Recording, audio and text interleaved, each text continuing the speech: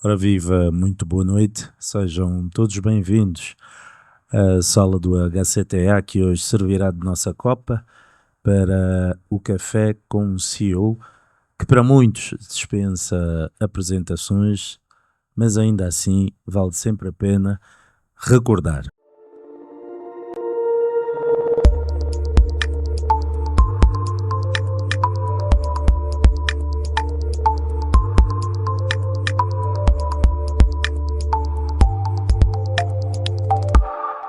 Porque afinal também estamos num mês em que quem faz parte deste ramo, que é a mineração, sabe o quanto significa, visto que no dia 7 de maio foi comemorado o Dia Mundial da Mineração, e temos então aqui connosco alguém que licenciou-se, teve o prazer, a audácia de fazer 3 mestrados e tudo também para engrandecer esta área. Eu falo nada mais, nada menos do que o doutor Benedito Paulo Manuel, Paulo Manuel, né? Manuel Paulo.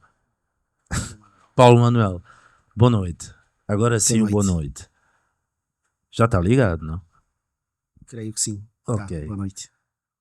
Como é que prefere ser tratado na Copa? Doutor Benedito, doutor Paulo Manuel, para deixarmos aqui a conversa um bocadinho mais amena, até porque não vamos só tocar naquilo que é o seu trabalho, mas também naquilo que inspirou ou que o inspirou a seguir esta área, não é? Até porque há muitos jovens que não dão por isso.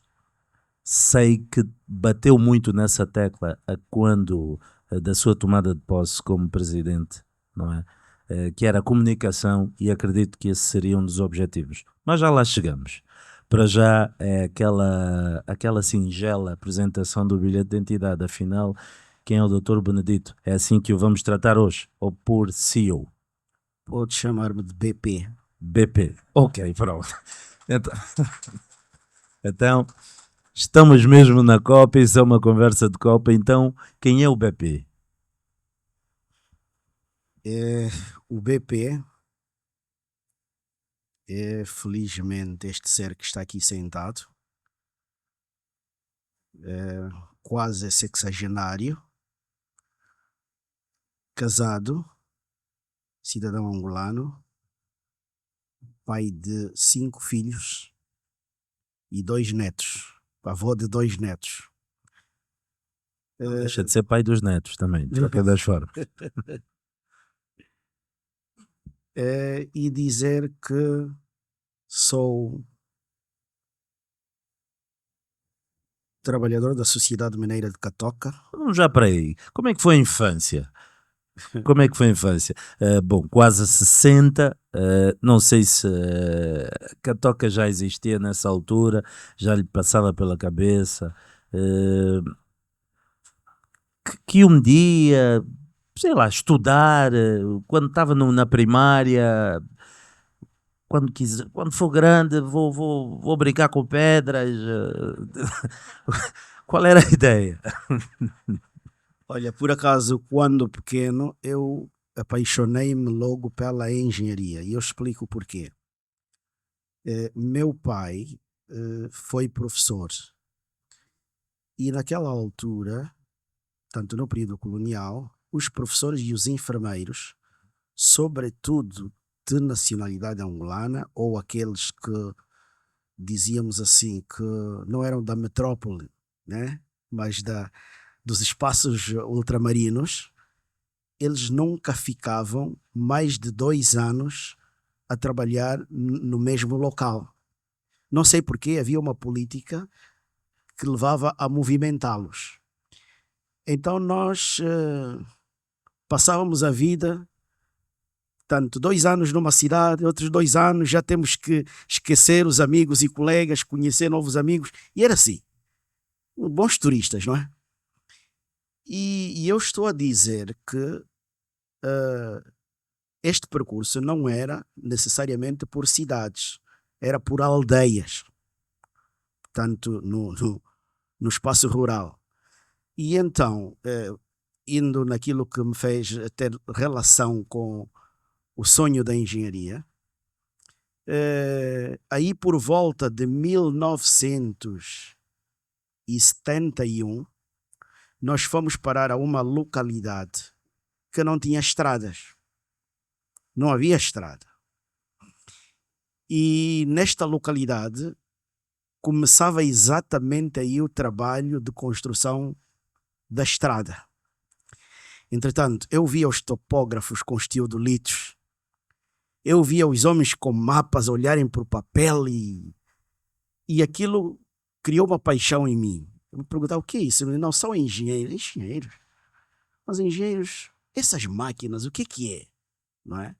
E até pedi aos engenheiros que me permitissem ver, permitiram-me, e eu não conseguia entender nada. Via riscos ali e tal. O teodolito, né? Já imaginam teodolitos velhos. Mas dava-me gosto que depois eu, quando brincávamos com os outros meninos, então eu com madeira imitei fazer um teodolito e então eu, mais à direita, levanta, tal, não, a lança está torta e tal. E assim eu dizia, eu vou ser engenheiro.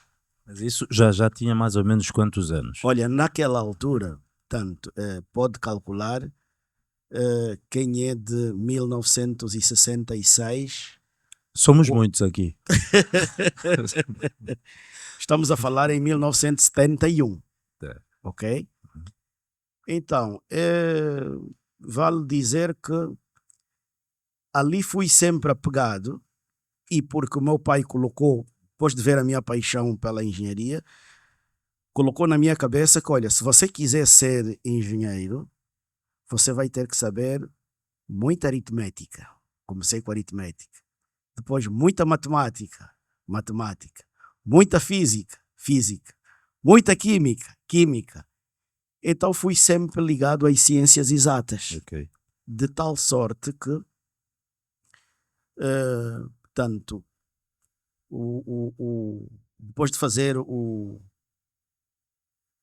que antes se chamava ensino de base, não é? Fazer a 8ª classe. Depois de fazer a 8ª classe, Angola esteve a viver um período em que havia escassez de professores.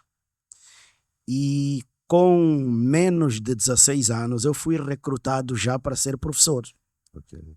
E então comecei a dar aulas de física. Muito por culpa dessa aplicação vinda da paixão já que tinha pela engenharia. Sim.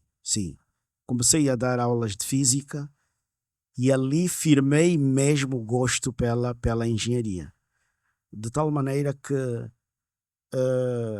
o meu sonho era também, tanto, fazer engenharia de Minas, ok? Mas quando vou para a licenciatura, por acidente, eu vou encaminhado para o curso, havia os encaminhamentos, não é? Vou encaminhado para o curso de arquitetura. E eu vou para a arquitetura, eu sou um nabo mesmo em desenho. Era muito complicado para mim. Fiz 1 ano na arquitetura e não consegui. Desisti e ali virei para a engenharia. Mas me foi dito, olha, não podes ir para a engenharia de Minas porque está muito distante. Tens que ir para a engenharia civil. Não havia muitas equivalências. Exato. Okay. Ali, então, eu fiz a engenharia civil, licenciei-me em engenharia civil, depois parti para o mestrado em estruturas, particularmente estruturas metálicas, e assim me formei, portanto, em engenharia civil e industrial. Voltei para Angola.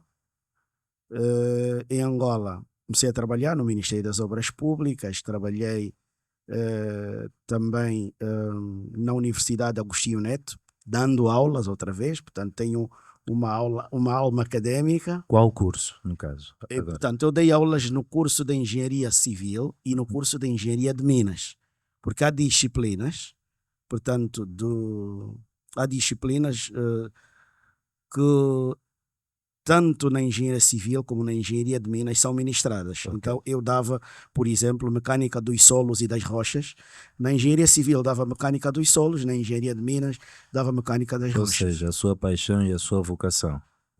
Exato, Tudo ali de mãos dadas. exato. Mas teve sempre patente aquela ideia de trabalhar no campo. Foi isso que alimentou esse sonho para estudar aritmética, física, enfim, empenhar-se de tal forma nas ciências exatas. Eu quero ser o homem do campo, que afinal apaixonou-se. Tio de quem mesmo? Falou ali? Diga. Falou de um tio. Tio do Lídio. Tio do Lítio. Tio do litro. Pronto. É um equipamento. Exato. Não sei como já de criança apaixonou-se assim tanto pelo tio do seu amigo, mas de qualquer das formas deve ter servido de alguma coisa. Aliás, servia, a prova disso é que está aqui. Deixa-me dizer que eu comecei a gostar muito da academia.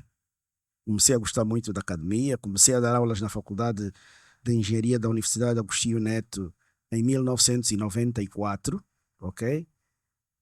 Em 1998 eu saio para fazer um outro mestrado, mas um mestrado já em geotecnia. Fui para a Espanha, fiz um mestrado em geotecnia e quando eu regresso, tanto 2 anos depois, quando eu regresso, vou concorrer ao setor petrolífero. Tanto, quando chegou aqui a chamada ExxonMobil, eu fui um dos concorrentes, fui um dos apurados. Mas por maravilhas da nossa Angola, no dia de ir firmar o contrato, quando eu já me tinha demitido da Faculdade de Engenharia, porque tanto nós reunimos com o presidente da companhia, havia um restaurante aí na Samba, já me esqueço do nome, almoçamos com ele, deu-nos as boas-vindas e falou-nos de Houston, onde havíamos de fazer 2 anos e meio, porque haveríamos de ser, portanto, os primeiros angolanos que a Exxon deveria de formar para sermos os gestores, não é? E aquilo estava muito bonito, uau! No entanto, os americanos foram-se embora e deixaram o RH angolano. Ok. E então marcaram a data em que nós deveríamos levar o passaporte para se tratar o visto e também aí deveríamos firmar o contrato. E eu, na altura, tinha o primeiro filho, bebê, e então já tínhamos inclusivamente dado nota, porque deram-nos a possibilidade de irmos 5 pessoas da família, eu e mais 4 membros da família. Então era a esposa, o filho pequeno e levaria mais uma sobrinha. Recolho os documentos e quando vou para lá, que era também o dia para assinar o contrato, lá a senhora do RH angolana me diz: olha, senhor doutor Benedito, de repente encontrou-se uma pessoa melhor que o senhor. O senhor é muito bom, mas encontrou-se uma pessoa melhor e os americanos preferiram a outra pessoa. Se não estou a entender. É verdade, o senhor está excluído. E vocês imaginem que eu já me tinha demitido na Faculdade de Engenharia, eu já tinha despedido aos amigos que vou para Houston, eu já estava com aquela áurea. Então, como eu tinha o cartão do americano, eu ligo. Ele disse: olha, pode ligar para mim. Eu ligo e aí onde eu estou a ligar está a tocar um telefone que está a me atender. Eu a ligar para o número do americano, mas as chamadas eram direcionadas para a sala onde eu estava. E a senhora disse: olha, não vai ter contato com os americanos. Eu é que represento os americanos. Fiquei muito decepcionado, posso dizer. E o que é que ocorre? Eu já desde 1997, que eu tinha convite para ir para Catoca. Mas havia uma fama muito má de Catoca, que os engenheiros eram maltratados, os angolanos eram feitos de tradutores e ajudantes, e que havia discriminação e por aí. E nunca aceitei o convite para Catoca. Ou seja, essa janela ou esta porta abre-se a partir desse trabalho do RH. Ou seja, desse recuo humano, né? Porque isso não trabalhou como recursos humanos, acabou por ser um recuo humano, mas que de certa forma foi abrir essa janela que a toca. Mas já aí vamos chegar. Eu queria perceber de onde é que vem essa fome, de onde é que vinha essa fome na altura de ter assim tantos mestrados? Era sentir que já tinha atingido o limite em termos de conhecimento ou era perceber que podia agregar mais ao que já existia? Então, enquanto estudante na ex-União Soviética, eu tive contacto com muitos cientistas, membros da Academia de Ciências. Fiquei apaixonado também e eu quis ser cientista. Eu quis fazer ciência, ciência e ciência. No entanto, essas coisas de namorar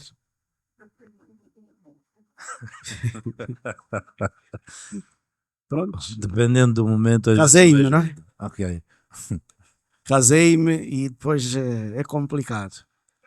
Complicado. Lá se foi o Estava a sonho buscar a falar do quarto sonho mestrado, da né? ciência.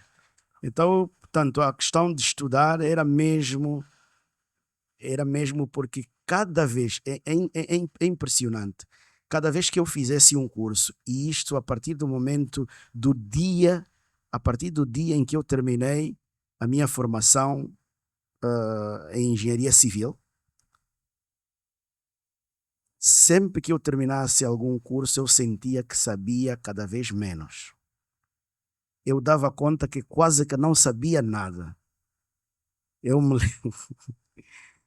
lembro, foi tanto esforço para terminar a minha primeira licenciatura, porque também eu tive um problema. Fui daqueles alunos rebeldes que confronta o professor, que diz não acredito, e que desafia, não é? E então tive muitos problemas com os professores. Muitos problemas. Tive daquelas situações que vou a uma prova oral que tem 5 perguntas, eu respondo as 5 perguntas. E ainda põe lá uma. Não, e depois o outra professor diz: ai, e tu pensas que vais aprovar assim facilmente? E o professor dá outras 5 perguntas. Eu tive desses problemas.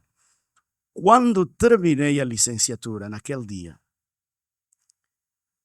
e eu me perguntei, foge, 6 anos, porque tem um ano de língua também, língua russa. 6 anos, e eu sei o quê? E não sabia nada.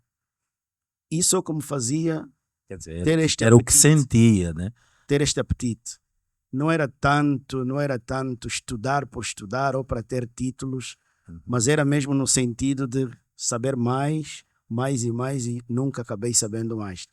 Sempre menos, menos. E ali é preciso dizer que também, já depois, em função de uma área de interesse da vida em que eu estivesse inclinado, então eu fazia formação exatamente Nesta área. Sim.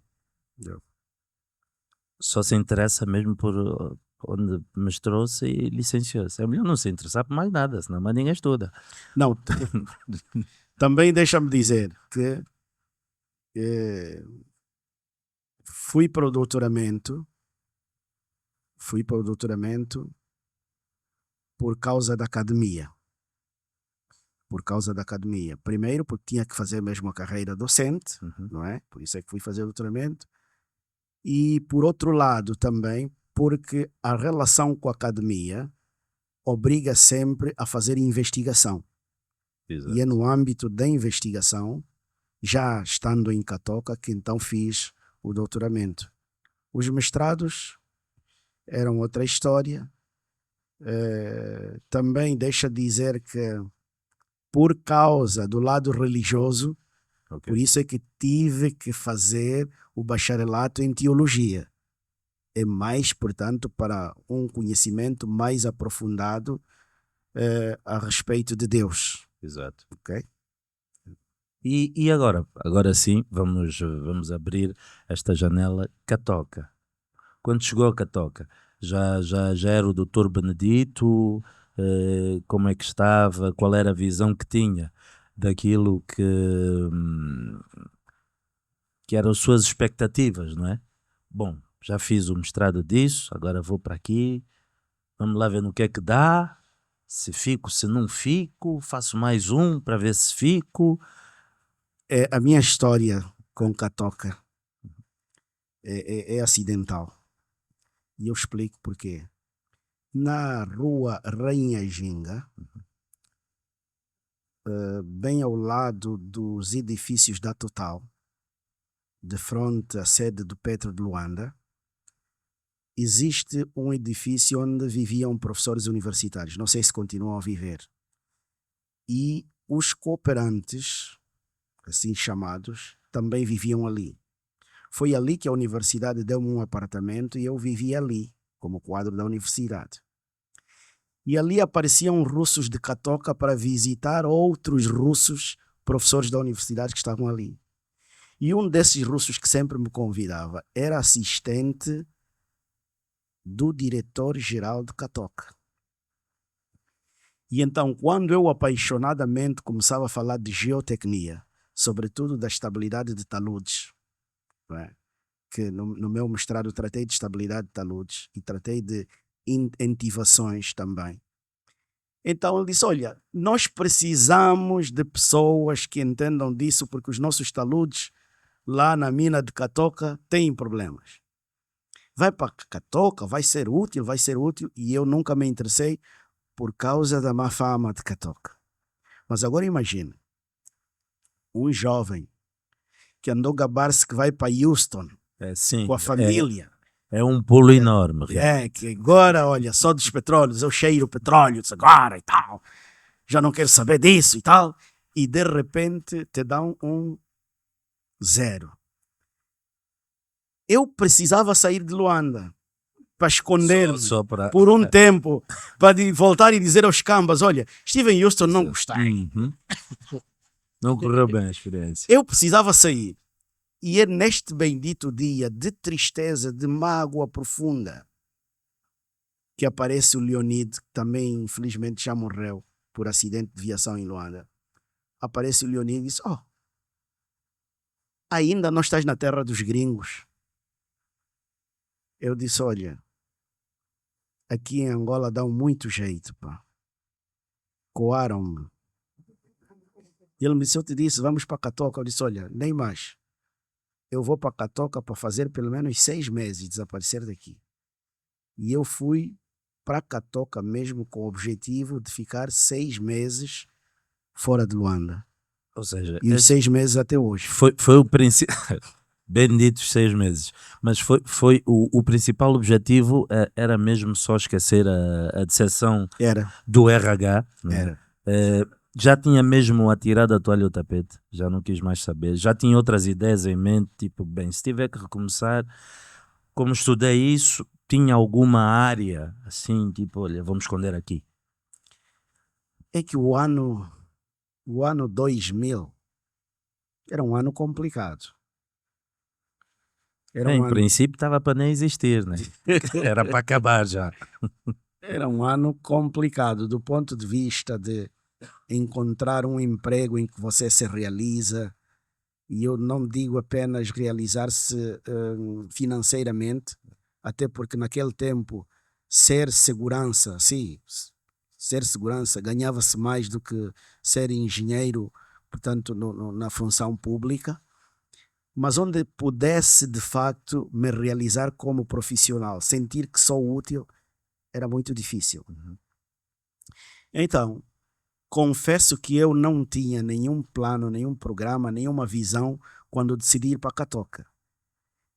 A única coisa é que eu precisava acalmar o meu coração, vencer a vergonha que eu tinha, porque era mesmo jovem e ir para Houston, aquilo parecia, enfim. Não só, já tinha uma família já, não é? Também. Bebê pequeno, a esposa ali, tudo fresco. Então o objetivo era só ficar fora daqui por algum tempo. E quase que consegui ficar menos de 6 meses em Catoca. Porque imagina, quem me leva para Catoca é assistente do diretor-geral. Eu chego lá, este assistente, que era um russo, eu posto em Catoca, na semana seguinte ele morre de acidente aqui em Luanda. Aí no Prenda, um acidente. E eu fiquei abandonado, ninguém me conhecia em Catoca. E como, quando cheguei em Catoca, fez uma propaganda, professor universitário, cheio de mestrados, doutoramento. Então há alguém que pensou, esse veio tirar-me lugar. E começou o meu martírio. Quase que abandonei Catoca. Posso beber água? Não, está à vontade. Está à vontade. Está à vontade. São as mágoas. Não, não. Lembrar não é fácil. Não é fácil, não está à vontade. Ok. Olha, até vamos aproveitar esta pausa, não é? Para beber mesmo uma aguita, refrescar. Falaram numa sala onde há mulheres muito lindas, homens muito feios.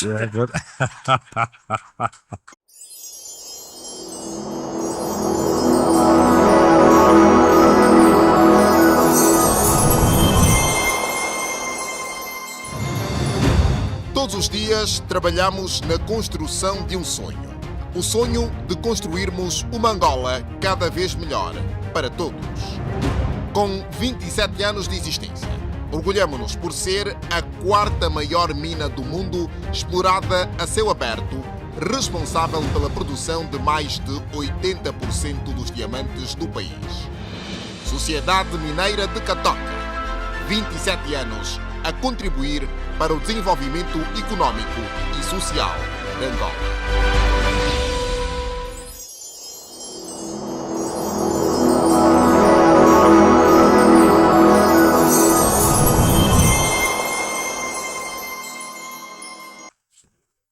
Vamos aproveitar essa oportunidade, não é? Dessa pausa que demos aqui ao nosso café para aproveitar, salvo o pleonasmo, para oferecermos aqui uma lembrancinha da equipa do café, deixa-me levantar, ao nosso doutor.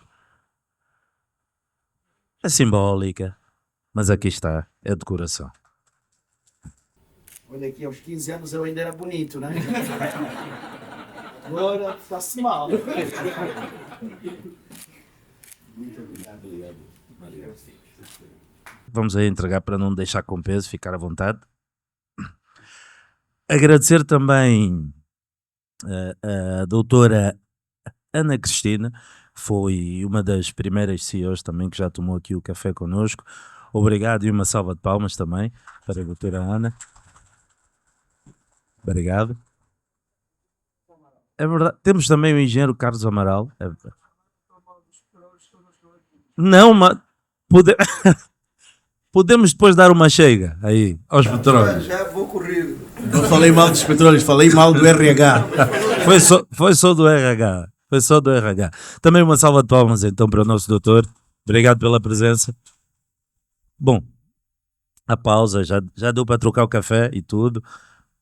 Já deu ali o golinho e tudo mais. É verdade. Veio esta má fase e a sua história é engraçado, que contada assim dessa forma é até bem shakespeariana, por assim dizer, não é? Porque vem com altos e baixos, depois mesmo um chão tremendo, mas agora é óbvio que vamos ouvir o virar dessa página.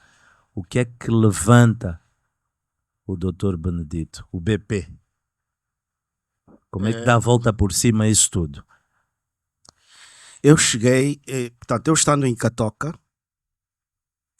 colocaram-me no Centro de Formação Profissional. Disseram, é professor da universidade, fica aí no Centro de Formação. Bem, o diretor de produção, russo, Stanislav, disse-me logo, olha, você vai ser meu consultor sempre que estivermos a tratar de questões ligadas aos taludes da mina. E era assim, conversávamos bastante e tal. Eu apresentava sugestões e era interessante. Mas depois eu e mais um recém-chegado engenheiro que atenta pelo nome de Marçal Vigário, começamos a levantar o tema do ambiente em Catoca. Tinha que haver, de facto, alguma coisa que tratasse do ambiente. Não havia nada além do estudo de impacto ambiental. Então nós começamos a tratar desta matéria para propor uma estrutura que cuidasse do tema do ambiente. E este diretor de produção, quando teve acesso a este documento, ficou muito furioso. Aí a amizade que ele tinha comigo acabou. Quase que nos punha na rua. Se nós estamos aqui a trabalhar e vocês vêm com temas do ambiente, vocês deviam ir lá para Lunda Norte, ver como é que está o ambiente, comecem a corrigir lá, depois é que vêm aqui em Catoca com essas ideias. Ali fiquei no abandono. Mas depois de sentir que não havia solidariedade nenhuma, não havia apoio nenhum, eu decidi arrumar as malas e tinha chegado o tempo de abandonar Catoca. Mas, no entanto, foi o Marçal Vigário, este engenheiro Marçal Vigário, que também estava comigo no centro de formação, onde nós éramos instrutores, professores, sei lá, que fala com outro colega também novo em Catoca, que atenta pelo nome de Amaral Júnior. Disse: olha, o Benedito vai-se embora. Vai-se embora, já decidiu que Não dá mais, fim da linha. já não dá. E aí o Amaral diz: não, deixa-me então falar com o diretor-geral, que eu tenho acesso ao diretor-geral. Ele fala com o diretor-geral: olha, aquele engenheiro que veio da universidade vai-se embora, porque diz que não tem espaço para ele aqui. E o diretor-geral diz: olha, pelas informações que eu tenho, ele é um nabo. Não agrega nada. Você, não, ele agrega, ele já fez isso, já fez aquilo, nunca me chegou nada. E ali o Amaral pede: doutor Ganga, chama este rapaz e converse com ele. E o doutor Ganga decidiu dar-me 15 minutos. Recebeu-me. Os 15 minutos viraram 2 horas de conversa. 2 horas de conversa, e naquele mesmo dia ele tinha a ideia de que os engenheiros formados na União Soviética não serviam para nada, porque lá só estavam como ajudantes e tradutores, porque realmente quando dessem alguma tarefa, alguma responsabilidade, não conseguiam conduzir com brio. E eu disse: olha, doutor Ganga, a universidade não faz profissionais. A universidade ensina a aprender. E então, com a bagagem da universidade, a pessoa vai para o mercado tem que dar oportunidade para que ele aprenda a ser profissional. De tal maneira que o que nós precisamos fazer aqui com estes engenheiros é dar-lhes esta oportunidade. E esta oportunidade faz-se com o desenvolvimento de competências on job. E é o que fizemos, é o que projetamos. Naquele mesmo dia, o diretor-geral de Catoca chamou o chefe de departamento de recursos humanos e disse: por que não nomeou este engenheiro como chefe do setor de formação? Disse: não lhe nomeei porque estava a poupar dinheiro. E ali, naquele mesmo dia, eu fui nomeado. A partir dali, tanto sob coordenação do chefe de departamento de recursos humanos, na altura, Dr. João Salvador, então montamos o processo de formação para desenvolvimento de competências técnicas e comunicacionais, portanto, para os quadros angolanos. É ali que, de facto, começa a minha história em Catoca, porque aí, para além de ser nomeado chefe do setor de formação profissional, o diretor-geral, a partir daí, tornou-me seu assessor. Fui constituído assessor do diretor-geral e comecei a participar da estratégia de desenvolvimento de Catoca. Portanto, a partir daquela altura, estamos a falar aqui do ano 2001. Ok. Isso aí continua a bater muito nessa tecla, porque li uma matéria bem recentemente em que apostava muito no que tocava à comunicação, não é? A expansão, ou seja, o quê? Estão no Facebook, vamos para o Facebook, estão no Instagram, vamos para o Instagram. Ou seja, digitalizar, não é, a sua área. Falou há pouco, e eu sublinhei isso, sobre a formação de quadros, em que a universidade não tem o papel preponderante. É importante, sim senhora, mas não tem o denominador comum, não sei se assim eu posso dizer, mas também a força de trabalho bruta. Na sua área, é fácil falar disso, em algumas áreas é muito simples.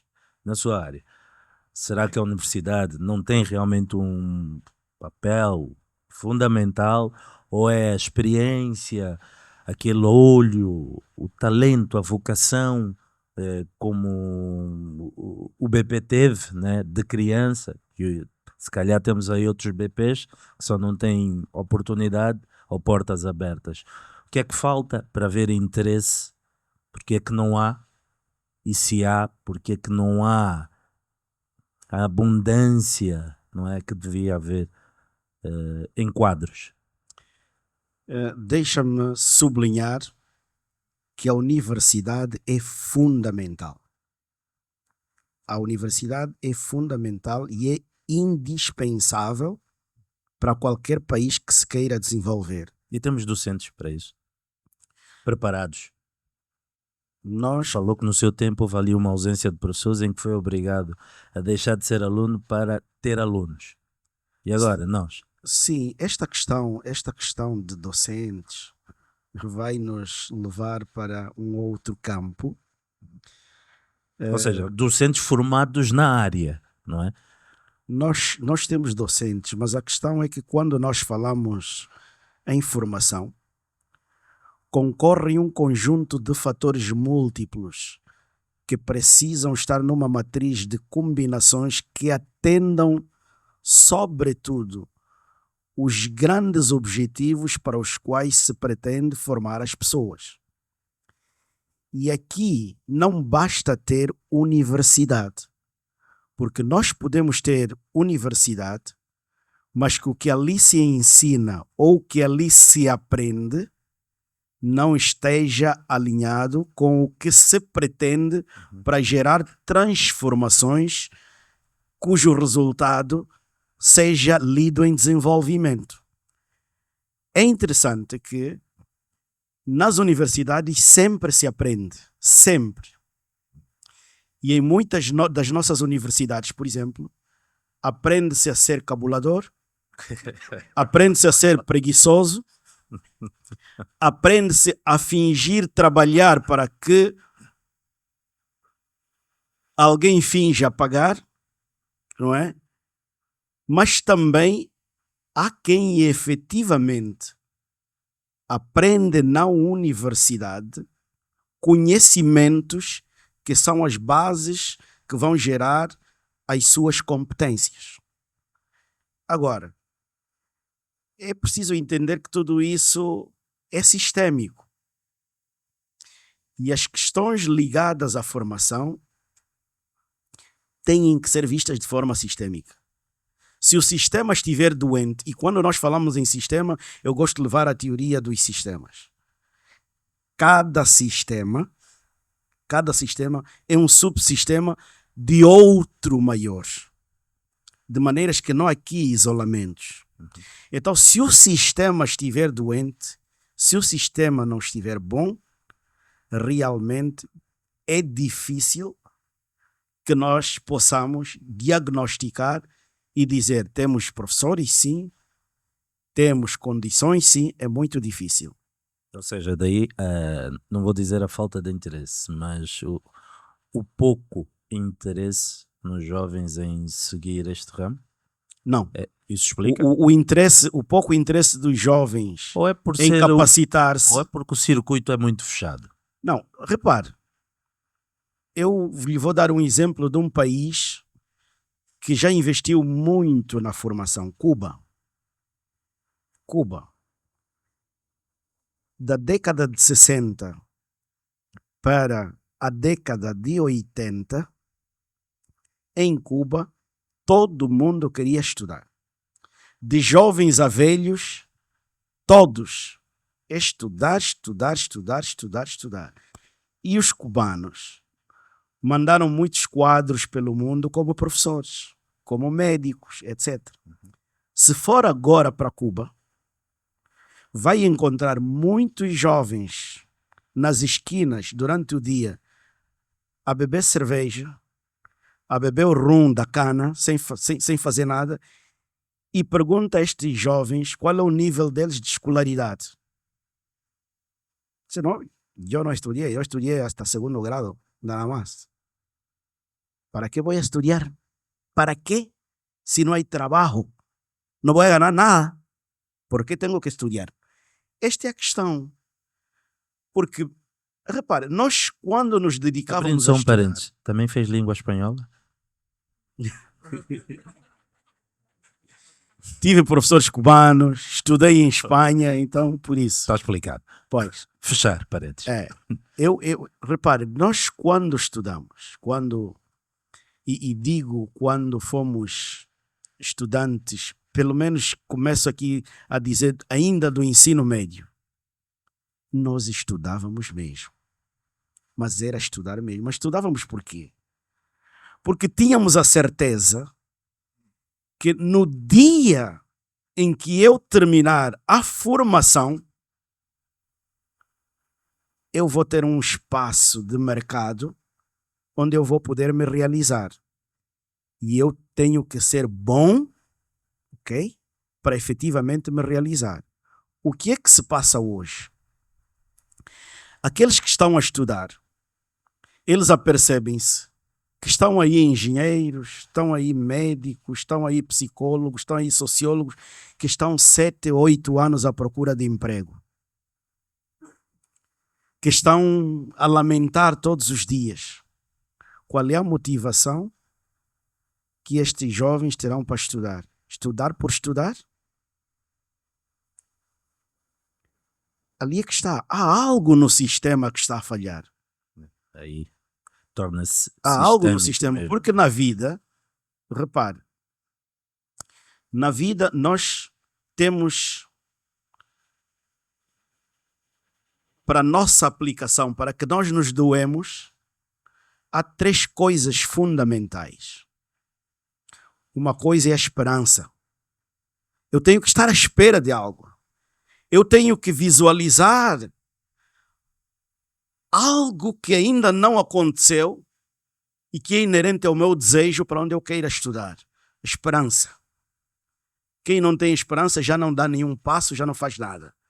Mas se eu tiver a esperança, outra coisa se vai requerer. O que é que se vai requerer quando se tem a esperança? Vai se requerer que eu tenha ânimo. Porque o ânimo é aquela excessiva força de vontade que me vai mover para que eu seja um ator da caminhada para o alvo. Ok? E a terceira coisa para que isso aconteça é o esforço. O que é que acontece hoje? As pessoas têm esperança. Há aqueles que dizem, olha, a minha esperança é ser deputado. A minha esperança é ser empresário. A minha esperança é amanhã ser namorado da Miss. A minha esperança é substituir o Ernesto Bartolomeu. Ok? Tem essa esperança. Vamos olhar para o ânimo. Tem ânimo ou não tem? E o ânimo tem que ser bom ânimo. Porque o ânimo pode ser bom, como pode ser mau. E o ânimo tem a ver com os valores. Porque é inerente à natureza interna. Qual é a qualidade de pessoa que eu tenho para que ele se disponha para esta caminhada? Se não tiver bom ânimo, é claro, vamos ter aquelas situações que ele vai comprar diploma, vai comprar a nota, vai corromper o professor, porque o ânimo dele não é bom ânimo. É interessante, eu associo isso com a Bíblia. O jovem Josué precisava liderar um povo, ele era jovem, e precisava liderar um povo em substituição do líder que era Moisés. O líder que era Moisés, o respeitado Moisés. E o que é que se diz? Quais são as ferramentas que Deus deu para Josué? Ele diz: esforça-te, tenha bom ânimo. Esforça-te, tenha bom ânimo. O outro grande problema que nós temos hoje, os jovens querem tudo sem esforço.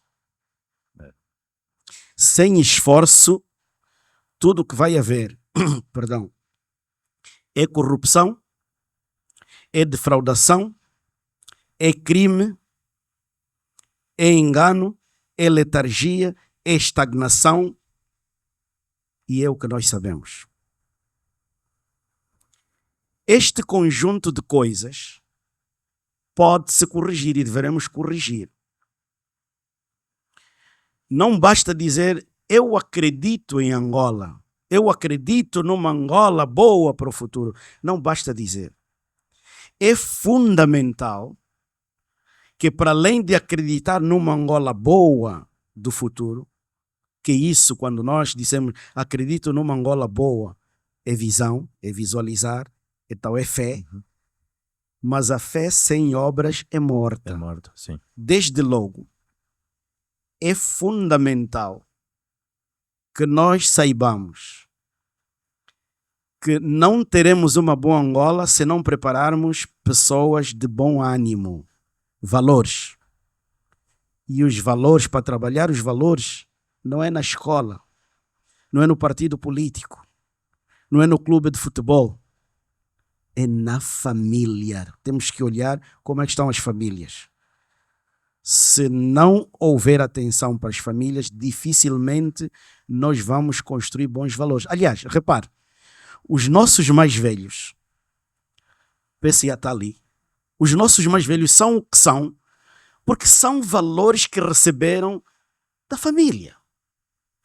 E hoje, quando se fala, perdemos os valores, não, a questão não é que perdemos os valores.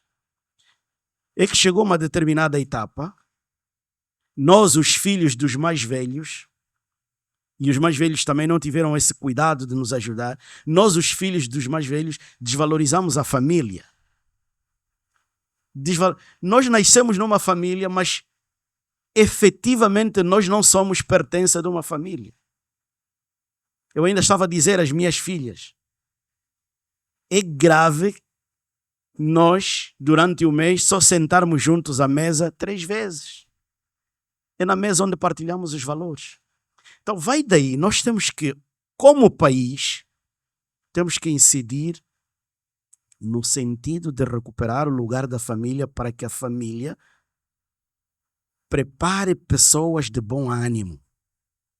E quando prepararmos pessoas de bom ânimo, naturalmente, estas pessoas já poderão ir para a escola aprender que é preciso esforço, que as coisas conseguem-se com esforço. E esforço aqui não estou a dizer em termos de castigo, mas e se formos para a física, vamos ver que isso até se complementa e se justifica. Não há nenhum movimento que é feito se não houver uma força, sim, portanto, na origem. Desde logo, isso é o princípio da vida. Então, ali é que vai aparecer o partido político, vai aparecer a escola, vai aparecer a igreja, a trabalhar em alguém que tem uma base para o bom ânimo. E o que estas instituições vão fazer é acrescentar. Acrescentar. Porque essas instituições não são capazes de construir uma matriz de valores numa pessoa que não tenha base. Pode acontecer, mas acontece acidentalmente. Num universo de 100 pessoas, se calhar são 5 pessoas, portanto, que vão ter esta graça.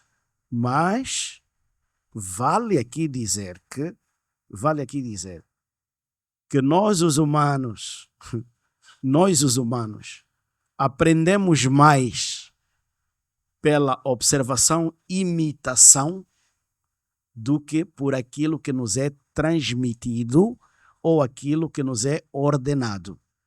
Desde logo, se não há modelos que me permitem ver e que me permitem imitar, digam o que digam, dificilmente eu vou formar esses valores. E é esta crise. Não basta dizer que os jovens não querem estudar, os jovens... Há um conjunto de fatores que nós temos que atacar, e isso, para fazer isso, precisamos de ciência, precisamos de antropólogos, precisamos de psicólogos, precisamos de todas e precisamos de institutos que estudam a nossa sociedade com ciência e entreguem aos decisores o caminho que deve seguir, e não com o amadorismo com que nós fazemos as coisas. Palavras bonitas. Desde já. Pergunto, disse que só 4 ou 5 pessoas é que devem ter essa sorte. Acredito que se a sua equipa é composta por quantas pessoas? Outra vez falando em... Não, quantas pessoas? Mas só assim... Uma estimativa. Olha, a Sociedade Mineira de Catoca não é a minha equipa. Por quê? Porque é o que eu digo, uma empresa não é uma equipa, é um conjunto de equipas. E às vezes as pessoas perdem-se assim e acham que eu sou o CEO, então toda a empresa... Não, uma empresa é um conjunto de equipas. A minha equipe como tal, agora os colegas de Catoca vão começar a se perguntar, eu estou lá ou não estou? Então é melhor não. Não, mas é normal que eu o diga. Portanto, a minha equipe como tal é constituída por por 3 gerentes, 4 diretores executivos e 4 assessores. Esta é a minha equipe. Existem outras equipes. Agora, a minha equipe é o carro-chefe, portanto, que tem a responsabilidade de atrair todas as outras equipas num alinhamento para o objetivo que nos é comum. Exato.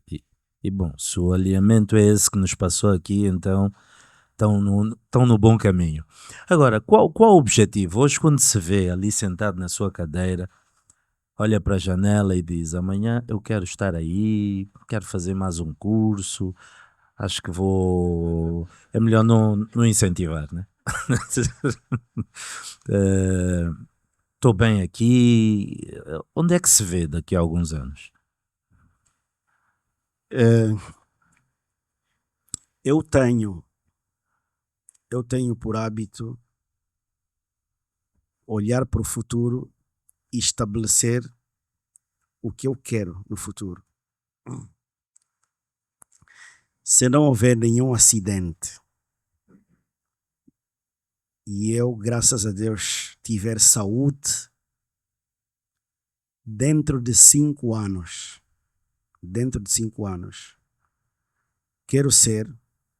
quero estar numa instituição acadêmica como chairman. Acadêmica.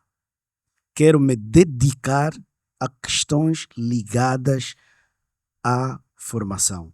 E quando eu digo formação, não tem a ver só com ensino, não tem a ver só com educação, mas tem a ver com a capacidade de fazer das pessoas atores ativos na produção de mudanças capazes de gerar transformações. E neste caso estou a dizer transformações positivas na nossa sociedade. Eu tenho estado a trabalhar nisso. Tenho muito pouco tempo, mas no pouco tempo que tenho tenho estado a produzir conteúdo, portanto, é claro, com base no que eu observo, com base no que a ciência já estudou, com base nas experiências que vou colhendo, tenho estado a preparar conteúdo daquilo que eu penso que vai ser um dos elementos dentro deste processo que eu chamo a formação a qual me vou dedicar. Ok. E não será que aí haverá um espaço para um livro? Já lhe passou pela cabeça? Livros, sim, não no sentido de... Olha, Eu não sei confesso, bem se em eu forma tenho... de biografia, se um mais científico, mas um livro, sim. Aqui mesmo nesta sala, tem pessoas que sabem, que viram, que são já, portanto, para além de alguns livros publicados, são já 7 livros que eu escrevo.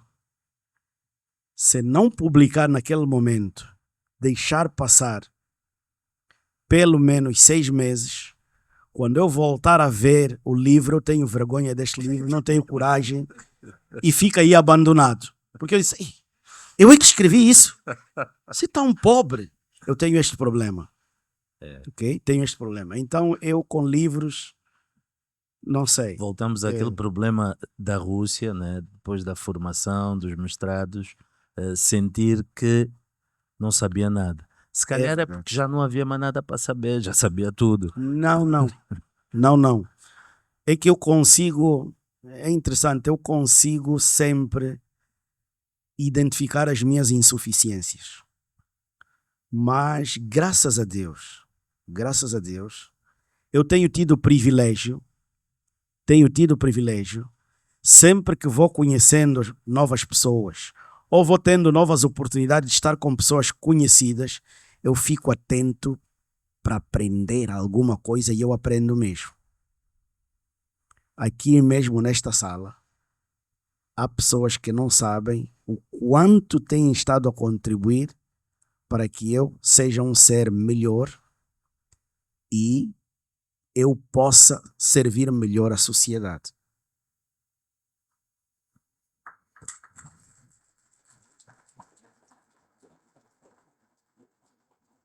O café está muito bom. Eu não sei se alguém queria colocar alguma questão rápida ao BP, não é? Sim, ao BP. Está à vontade para isso. Senão nós íamos já começar a fazer as nossas considerações finais, mas estão à vontade. Não sei se alguém quer...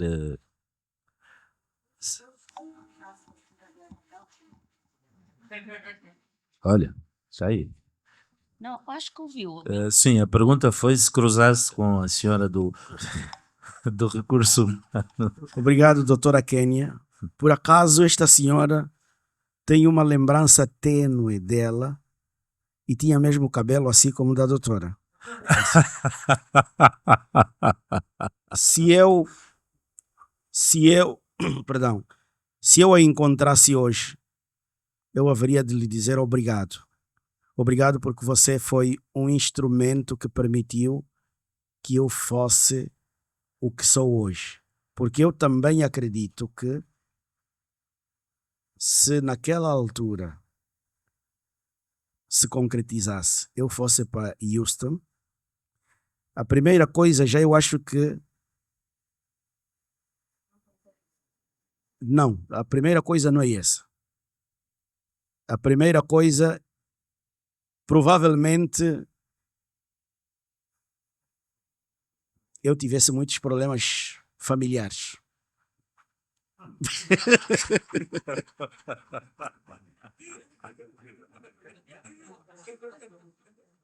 Por conta da cidade? Será? Não sei. Mas... É que, deixa-me só contar-lhes uma coisa. E agora, pronto, também, quando a pessoa já tem uma idade como a minha, já pode abrir arquivos, né? Arquivos. Já não prejudicam tanto. Deixem-me só contar uma coisa. Eu hoje sou bem diferente do que eu fui no passado. Eu sou daquelas pessoas que consigo identificar que mudanças aconteceram em mim. E isso é importante. É penoso para aquele indivíduo que não consegue identificar mudanças em si, no sentido de melhorias. Ora, deixem-me dizer que no passado, mesmo com a minha timidez característica, mas eu gostava de experimentar pratos picantes, para saber se pica mesmo. Se deixa ver ainda, se também posso... Gostava disso. Então imaginem que quando tinha perspectiva de ir para Houston, porque este Houston, os amigos dizem, como é homem de Houston? Quando tinha perspectiva, eu já tinha outros planos, ok? Já tinha outros planos. E dentro destes planos, já tinha o plano de adotar a religião islâmica.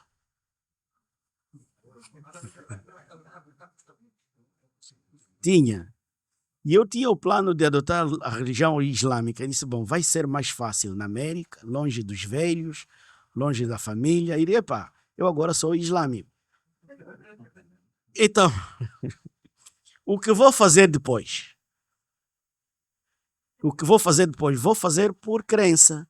Eram os meus planos, não é? Queria experimentar o outro lado.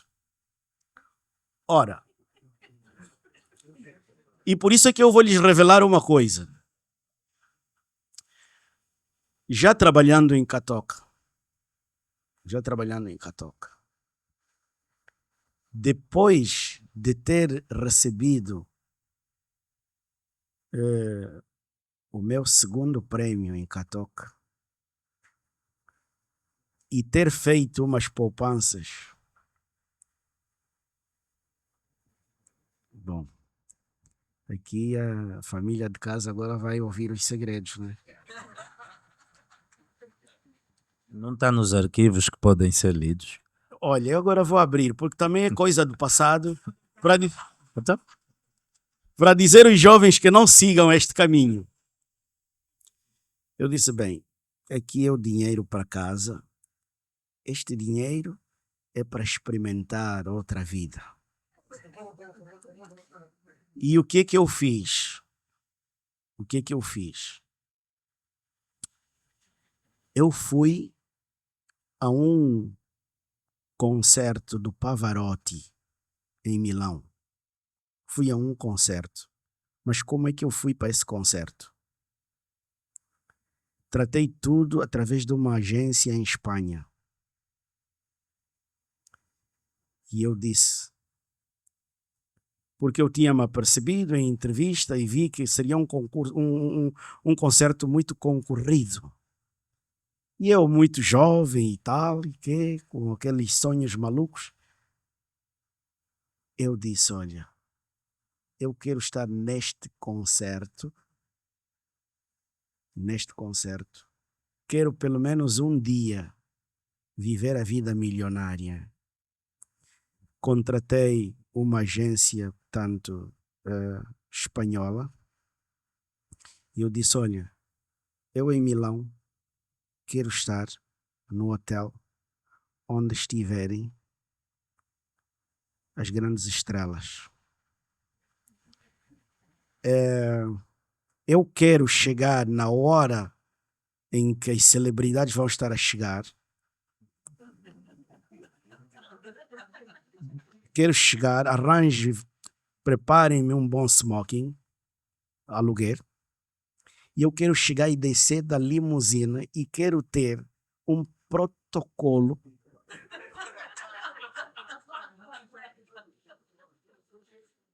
e isso aconteceu. Tanto.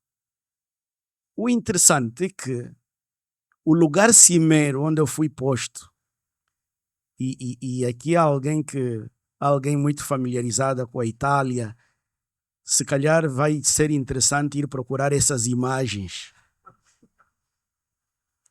Naquele tempo não era careca, né? E então sabe o que aconteceu? Eu estou sentado num lugar cimeiro e começo a ver as atrizes de Hollywood a olharem. Esse pretinho.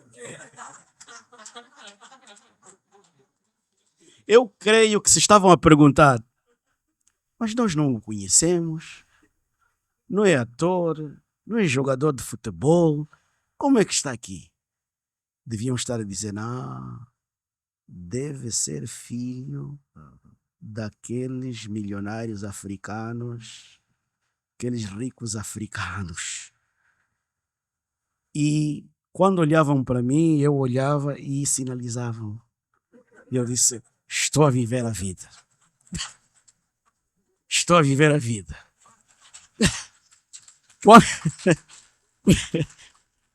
Quando eu desci da limusine, eu próprio espantei quando vi as cavalas que estavam a receber-me para passar pelo tapete.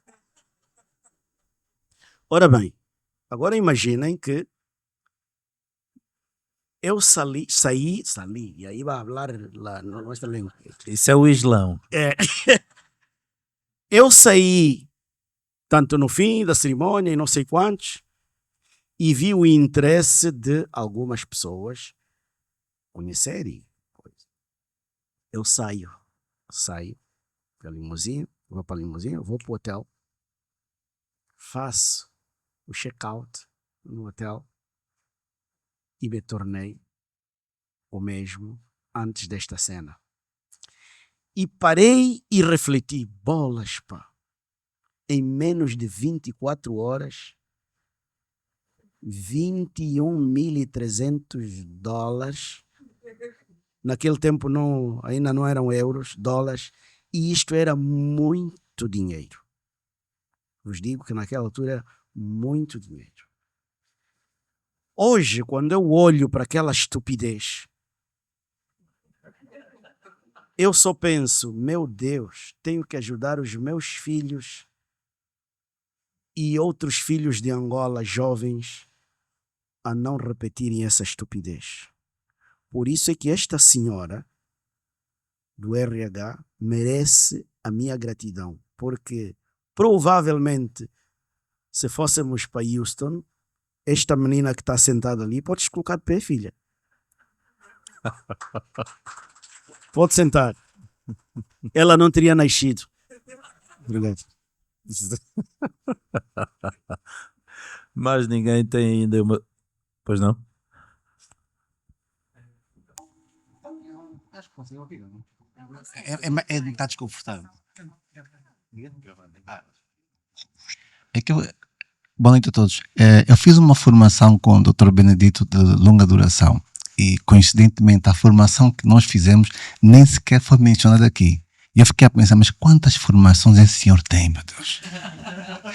A pergunta que eu queria fazer, claramente fez imensas formações, é pai de família, é gestor, qual é a sua estratégia?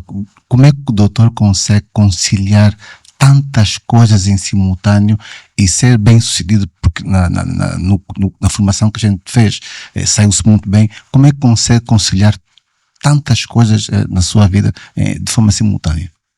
Obrigado. Em primeiro lugar, obrigado. Em primeiro lugar, dizer que eu sou um homem de muitas imperfeições. Muitas mesmo. E dentre estas imperfeições, acredito eu, algumas delas são mais profundas imperfeições pelo facto de tocar muitos batuques. Eu deixei de dar aulas na universidade deixei de dar aulas e creio que já vai há 10 anos, sim, professor Zacarias? 5? No mestrado, pronto. Mas na licenciatura, eu deixei de dar aulas. Por quê? Vou dizer porquê. Porque chegou uma altura, eu vi que se continuasse a dar aulas, eu havia de prejudicar os estudantes. Porque houve uma altura que eu saía de Catoca às 17, 18 horas, corria para Saurimo dar aulas. Depois de dar aulas, na altura era também o decano lá do Instituto Superior, depois de dar aulas, terminava aí às volta de 22 horas. Eu ficava das 22 até 1 da manhã nas questões de gestão, lá da escola. 1 da manhã regressava para Catoca. 7h30 acordar para trabalhar. Dia seguinte tinha que voltar a dar aulas. Que tempo eu teria de preparar a aula?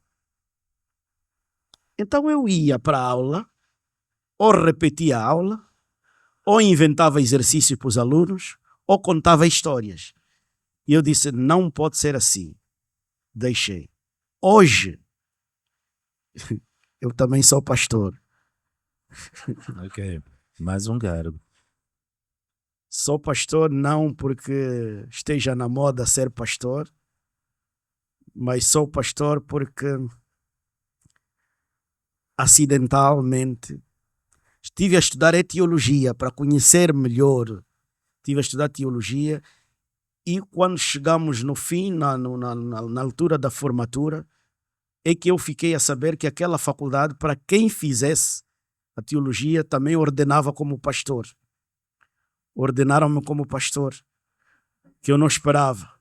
Voltei, disse, bem, fui ordenado como pastor, mas eu não vou exercer nada disso. E fui sempre como um fiel à igreja, até que os pastores mais velhos disseram, não, você foi ordenado para pastor, significa que você foi chamado para isso. Então deram-me a responsabilidade de uma paróquia. E como sabem, para responder mesmo ao meu colega, como é que um CEO que até trabalha em Luanda e trabalha na Lunda Sul vai cuidar de uma igreja, vai cuidar de uma paróquia? Então eu sou pastor, mas há situações que as ovelhas precisam do pastor e o pastor está ausente. Há uma imperfeição aí. Há uma imperfeição. Agora, eu não consigo me concentrar só num ofício. Então, eu sou fruto de um defeito. Acho que é por isso.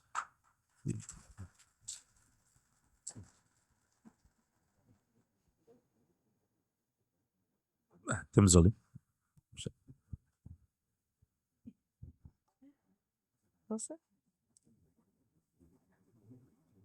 Benedito Paulo Manuel, poderia partilhar conosco um dos maiores desafios que teve na gestão de pessoas e que experiências é que retirou dela? Efetivamente,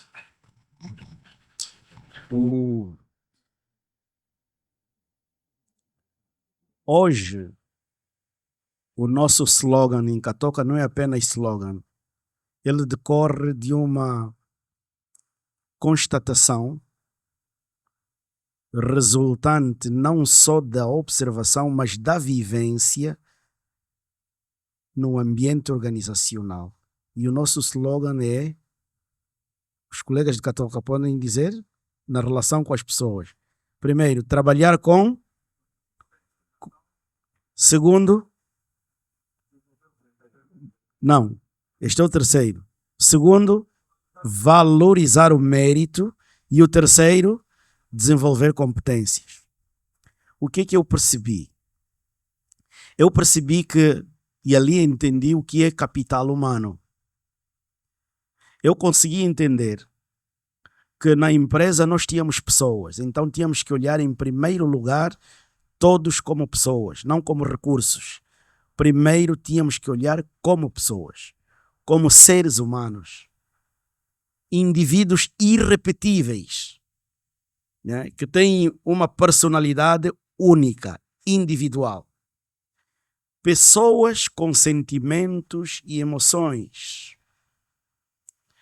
Desde logo, se olharmos como pessoas, depois vamos nos perguntar, sendo pessoas naturalmente, algo os moveu para estar aqui e algo os retém aqui, que pode ser diferente de pessoa para pessoa. Até já identifiquei alguém que estava no Catoca, já deveria ter deixado o Catoca, mas tinha o interesse único de conquistar uma mulher em Catoca e, como ainda não tinha atingido o alvo, continuava ali, porque tinha a esperança. Bom, primeiro pessoas. Mas depois vi que estas pessoas, o que é que havia? Havia pessoas que, de facto, o que elas eram e o que faziam era proveitoso para a empresa. Mas havia pessoas que estavam aí e, se decidíssemos tirá-los dali naquele momento, não faria diferença. A única diferença é que a empresa estaria a gastar menos. Com aquilo que gastava, estaria a gastar menos. Mas não ficaria prejudicada em nada. Então comecei a entender que, se calhar, era olharmos para as pessoas que efetivamente contribuem e deixar apenas estas. Mas será justo isso? Será legal? Então o que é que nós temos que fazer? Temos que olhar para as pessoas e trabalhar com todas as pessoas na empresa, independentemente da sua condição, independentemente do seu nível, independentemente dos seus valores, independentemente dos seus títulos, independentemente da sua capacidade relacional. Trabalhar desde que tenha uma relação jurídico-laboral com a empresa, trabalhar com todos. Trabalhar com todos, o que é que significa? Dar a oportunidade a todos para que exerça a função para a qual foi contratado. Agora, é preciso que, ao trabalhar com todos, tenhamos a capacidade de olhar para estas pessoas e perguntar: decorre desta pessoa o benefício que a empresa precisa? Há nesta pessoa o capital que a empresa precisa? Se houver, o passo imediatamente a seguir é valorizar este mérito. Valorizar mesmo. Se não houver, não podemos descansar. Temos que desenvolver competências que permitam formar capital nesta pessoa. No nosso slogan, que são 3 pontos, deveria existir um 4º ponto. E só não existe por uma razão. Em termos de gestão, e em qualquer esfera da vida, em termos de gestão, temos que reconhecer que também há seres humanos que você dá tudo o que é possível e necessário para que ele se desenvolva. Mas ele não se desenvolve. Temos que saber que existem estes, que você faz tudo o que é possível, você faz e não há resultado. Então, para estes casos, é preciso o quê?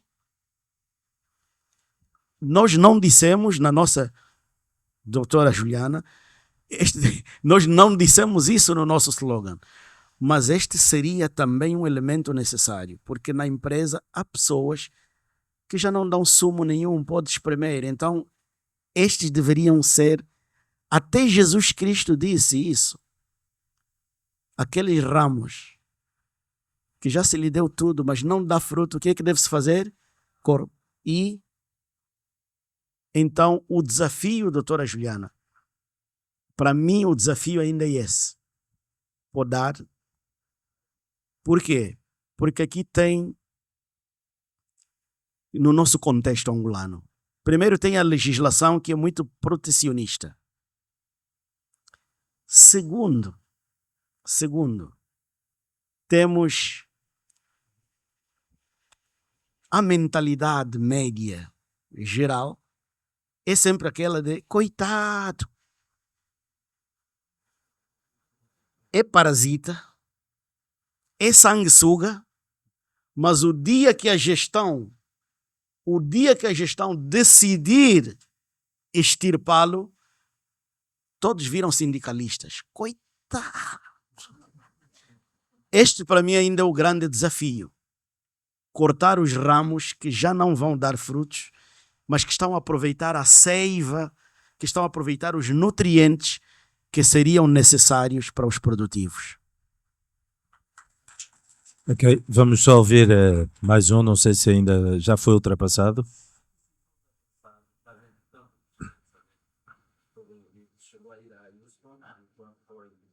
Qual foi a sensação? Quantos anos depois? Não conheço Houston e já não tenho assim algum interesse especial em ir para Houston. Até prefiro agora, tanto como interesse, ir para Kazamba. Kazamba é uma nova concessão onde se está a fazer prospecção e tenho muito interesse de lá ir. Ok, vamos então à última questão. Muito obrigado. Boa noite, senhor diretor. Boa noite a todos presentes. Bom, sei que passou por várias áreas da empresa, desde o setor de formação, ao planejamento, à direção. A minha questão é, qual é o legado? Está feliz, está satisfeito? Realizou o sonho? Ainda há por realizar? Também falou dos 5 anos que faltam, onde gostaria de estar. Qual é o legado? É possível trazer alguma coisa sobre isso para guardarmos nesta noite? Obrigado. Esta questão de satisfação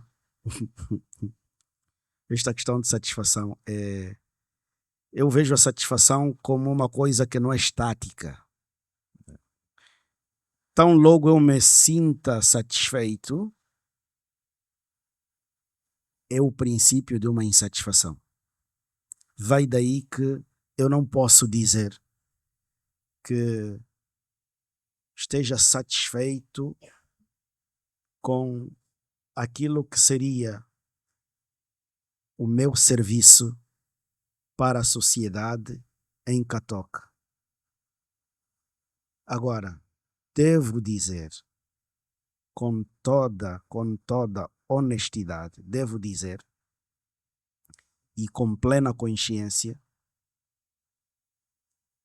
que muita coisa boa foi feita e bem feita,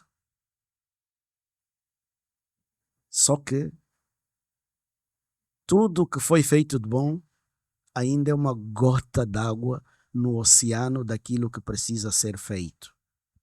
E aqui, amanhã quando eu me for embora, o maior legado que eu vou deixar em Catoca é de que eu não vou fazer falta Catoca. A minha saída, ok? A minha saída não vai criar problema nenhum. Antes, pelo contrário. Vão recordar de mim com saudade e dizer, foi bom que ele saiu. Porque, sim, por quê? Porque eu sempre penso, se para viver o meu pai falecido, se para minha vida o meu pai falecido tivesse necessariamente que estar presente, desgraçado de mim eu seria. Saudades dele eu sinto. Saudades dele eu sinto, mas ele não me faz falta. Por quê? Porque ele está presente em mim através de tudo o que ele depositou em mim. Está presente. E eu espero, ao sair em Catoca, que as pessoas em Catoca, sobre as quais nós podemos impactar, verdadeiramente não sintam a minha falta, porque eles estão lá. E cada um que está ali substitui plenamente esta pessoa. Obrigado. Bom, está então assim encerrado o período de perguntas. Dr. Benedito, BP. O BP. Foi uma noite agradável aqui na Copa. Eu não sei se queria acrescentar mais alguma coisa. Sim. Fica à vontade. O momento é seu. Primeira nota, dizer aos homens que também são bonitos. Estive a brincar. São bonitos. Antes de cá vir, há uma jornalista, até pensei que viesse, há uma jornalista que entrou em contato comigo. Engenheiro Benedito, muito bem, tal, vai ser bom e tal e tal. Disse, olha, lembra-se que você não vai estar perante a sua empresa. Lembra-se que você não vai estar perante a sua família lá em casa. Lembre-se que você não vai estar perante as suas ovelhas lá na igreja. Você vai estar exposto ao mundo, nas redes sociais e não sei quantos. E por isso você tem que ter postura. E então deu-me um conjunto de instruções. Primeiro já disse que eu gesticulo muito, disse é incorreto. E me disse como é que eu deveria gesticular. Depois me disse que tinha que imaginar que entre o pescoço, entre a cabeça, há uma caixa e eu só devia me mover tanto. E eu dei conta que fui mau aluno, não cumpri nada disso. Então, dizer que estou muito grato com a organização, é para mim uma grande honra e, sobretudo, pela qualidade das pessoas aqui presentes e até ao ter presente aqui 2 PCAs que já passaram por aqui e que tive a oportunidade de olhar para treinar, mas não cheguei aos vossos calcanhares. Da próxima, talvez chegue aí. Então, eu agradeço e pedi perdão se algum exagero, se alguma falha, algum constrangimento, e desejar que Deus abençoe a todos aqui presentes. Amém.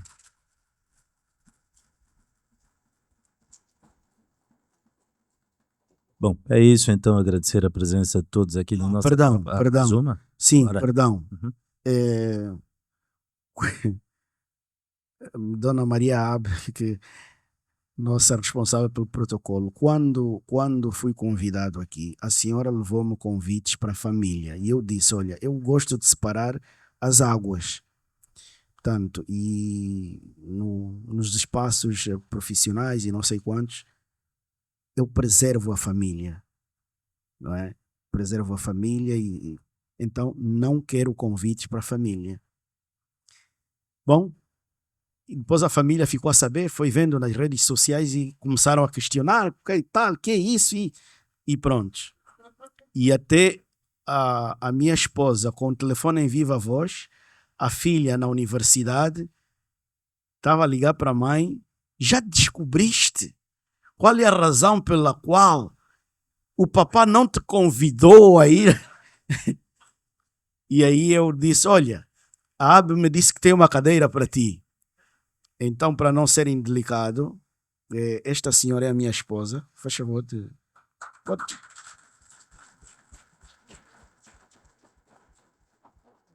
A Benny Lady é a minha terceira filha. E a Benny Delvian, já estão a ver Benny Monopólio, né? E a Benny Delvian é a caçula. Obrigado. Ou seja, também não foi assim tão grave, não aconteceu Houston, não se transformou em islamita, então tranquilo. Bom, agradecer a vossa presença e claro, vai haver mais café com PCA. Obrigado, boa noite.